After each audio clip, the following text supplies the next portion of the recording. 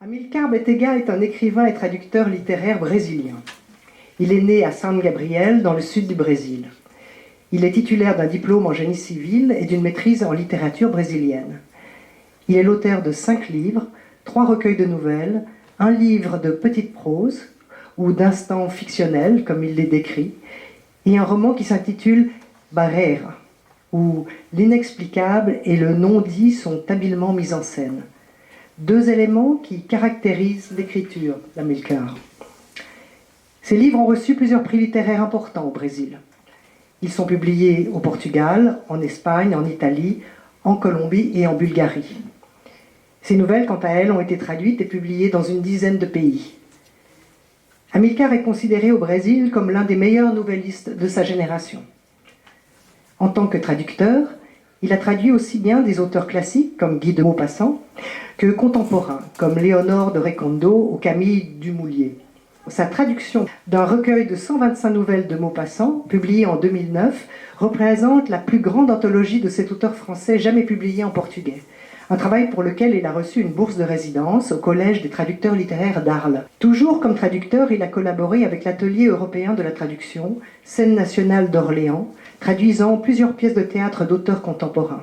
Il a également collaboré à la mise en œuvre du portail France-Brésil, un projet commun de la Bibliothèque nationale de France et de la Bibliothèque nationale du Brésil. Docteur en lettres de l'université Sorbonne Nouvelle Paris 3, il a par ailleurs enseigné dans plusieurs universités, d'abord en France, où il a vécu une dizaine d'années, puis au Brésil et finalement en Chine, où il a vécu 4 ans. Il vit actuellement à Lisbonne, au Portugal. Bonsoir à tous et merci d'être venus. Je suis ravi d'être ici, dans ce lieu magnifique et plein de cette atmosphère qui a été créée au fil du temps pour les gens qui sont passés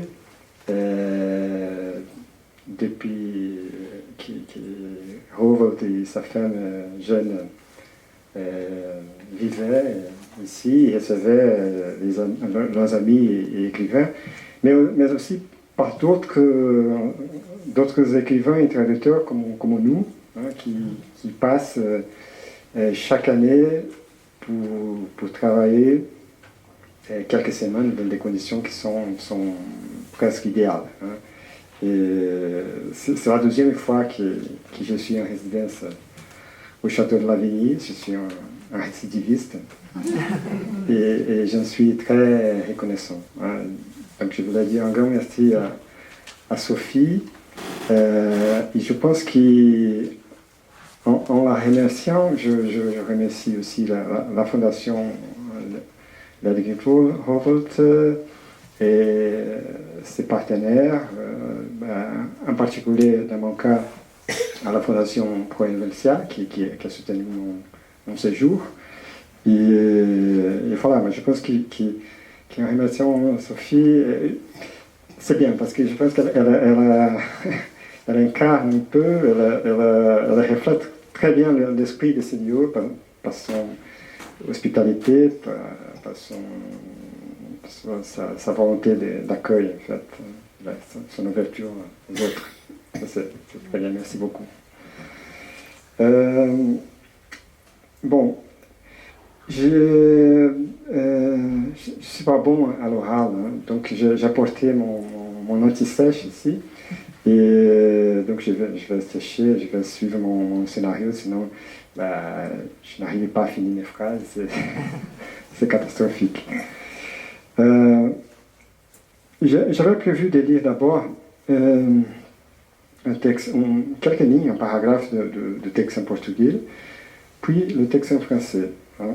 Mais finalement, je pense qu'il sera plus intéressant de lire le paragraphe en portugais à la fin, lorsque vous aurez déjà en tête le texte en français. Et voilà, il pourrait identifier éventuellement certains mots comme ça que vous aurez déjà entendu en français un peu plus tôt. Hein. Je pense que ça peut marcher.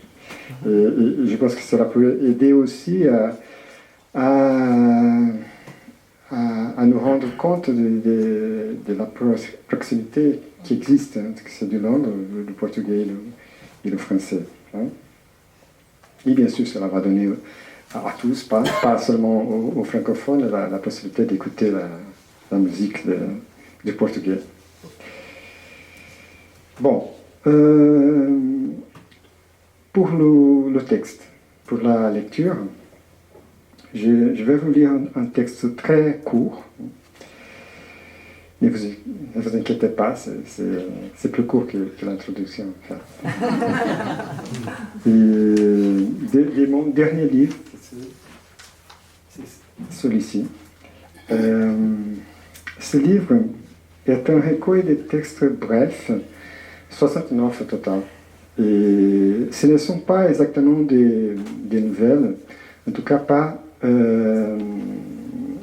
au sens le plus traditionnel qui les études littéraires donnent à cette forme.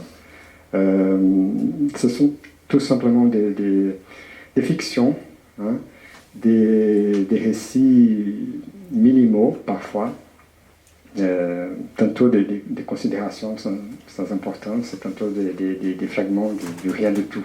Hein. Et je préfère les appeler tout simplement prose. Hein.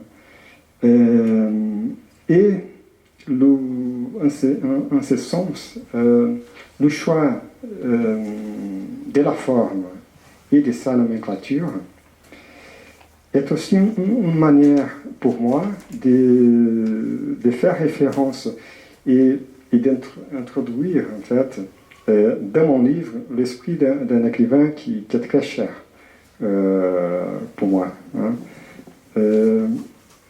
ou plutôt des deux écrivains. Tous les deux très célèbres, je suis sûr que vous les connaissez.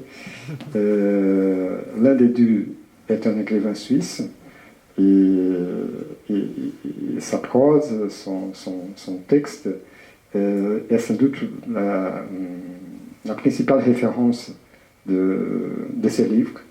Cet écrivain s'appelle Robert Walser.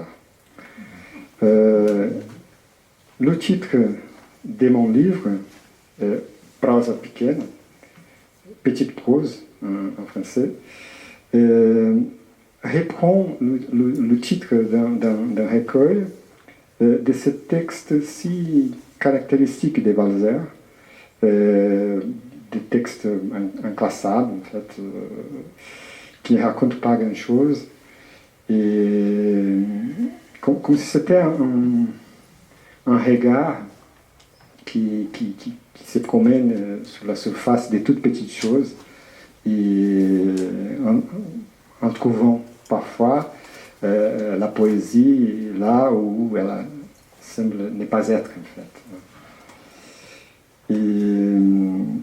Et à ce recueil publié en 1917, Walser a donné le titre Kleine Prosa. Mais aussi, un peu plus tôt, en 1912, Franz Kafka, qui était un lecteur enthousiaste de Robert Walser, dans son journal, utilisait exactement ce même terme, Kleine Prosa, pour désigner une série de textes qui, lui, Kafka, il préparait et qui, quelques mois plus tard, allait devenir son premier livre publié, alors intitulé Contemplation. Bon, en donnant à mon livre ce titre Prosa pequena, petite prose, Kleine Prosa, je voudrais donc, au moins par le titre, hein, qui est l'ombre de ces deux géants si importants pour moi, hein, plaine sur mon humble petit livre. Voilà, c'est ça, pour le texte. Et je passe tout de suite à la lecture du texte que j'ai choisi, de ce recueil, qui s'appelle « La ville selon nos poissons ». Ce texte a été traduit du portugais par Dominique Nedelec. On y va. La ville selon le poisson. Lorsque je me retrouve perdu dans la ville, je suis envahi par la sensation d'être un poisson. Et tout ce qui me reste à faire alors, c'est de me lancer dans le grand océan qui ne cesse de s'ouvrir devant moi. Plus j'avance, plus il s'ouvre et plus l'espace qui me reçoit s'agrandit. Que je prenne sur ma droite ou sur ma gauche, ce sont de nouvelles immensités sur ma gauche et sur ma droite qui se révèlent. Lors de mes déambulations, les roues disparaissent pour ne plus en former qu'une seule, immense et liquide, qui m'entraîne en même temps que de lourds volumes d'eau dans la pénombre jaunâtre d'un soleil qui ne se lève jamais. Dans le silence qui règne au fond de l'océan, toutes les voix de la ville cohabitent, diluées dans une masse d'eau qui les apaise et réverbère une symphonie muette, somnolente, qui me guide et me disperse. Tout est là, me dispersé dans des vastes étendues sous-marines qui se dilatent horizontalement. De même que dans le désert, on a un ciel très haut et une surface pleine de vent et de sable qui pousse l'horizon vers l'infini, au fond de l'océan, ce désert submergé, tout se passe dans la solitude d'un plan horizontal qui s'étend indéfiniment sous les poids des eaux. Les visages des autres poissons égarés ne m'évoquent pas grand-chose. En revanche, je connais bien les rochers et les coraux, les sargasses et les autres algues qui poussent sur l'asphalte et recouvrent la peau des édifices devant lesquels je passe. Par mes propres mouvements à présent, je suis capable de faire danser le gratte-ciel, lentement, comme s'ils étaient autant de longues mèches d'une chevelure immergée dans le courant, et mon corps, lisse et agile, se faufile entre eux au gré des inhabituels itinéraires. Des places, des ponts, des façades imposantes, des parcs, des ruelles, des impasses, des avenues et des immeubles, toujours énormément d'immeubles, s'intercalent et se juxtaposent devant moi dans une géographie mouvante, liquide, qui se réinvente encore et encore dans mon dos, si bien que si je fais demi-tour, ce n'est plus le même chemin que j'emprunte, ce n'est plus la même ville qui me reçoit. J'avance donc sans savoir si j'avance, et sans laisser de traces, sans passé ni avenir. Mon parcours est radial. Un pas en avant signifie un pas dans toutes les directions. Et ainsi mon regard se transforme. Lui aussi, je vois en arrière, je vois sur les côtés, je vois au-dessus et en dessous. Je vois une même image multiple qui se reconstitue sur ma rétine à partir des tessons, d'éclats de paysages où je retrouve, dans chacun d'eux, un fragment perdu de moi-même. Voilà. Et je passe alors tout de suite à la lecture de quelques lignes à peine du début de ce texte en portugais. Em português, ça donne a cidade segundo o peixe. Quando eu me encontro perdido na cidade, a sensação que me invade é de ser um peixe. E então, tudo que me resta é me soltar nesse grande oceano que não para de se abrir à minha frente. Quanto mais avanço, mais ele se abre e maior se torna o espaço que me recebe. Se vou à direita ou à esquerda, são outras imensidões, à esquerda e à direita, que se descortinam. Por onde vagueio já não há mais ruas, mas uma única e imensa rua líquida que me carrega por entre pesados volumes d'água, na penumbra amarela de um sol que nunca nasce.